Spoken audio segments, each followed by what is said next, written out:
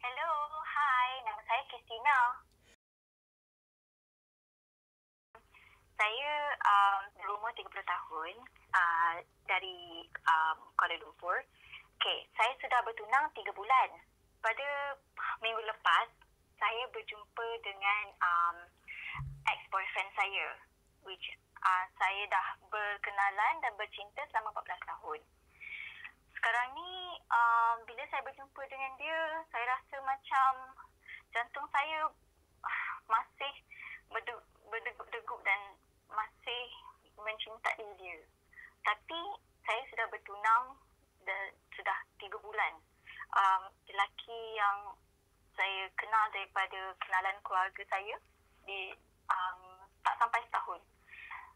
Perlukah saya berterus terang dengan tunang saya ataupun tidak patut memberitahu yang saya macam masih ada perasaan dengan ex-boyfriend saya? Saya sudah kenal dia 14 tahun.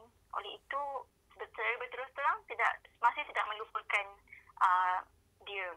Tetapi saya perlu move on. Saya perlu move on. Tetapi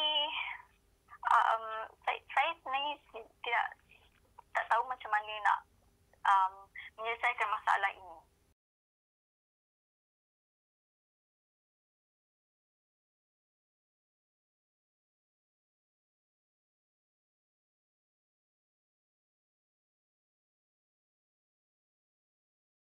Yes, terima kasih kerana sudi mendengar.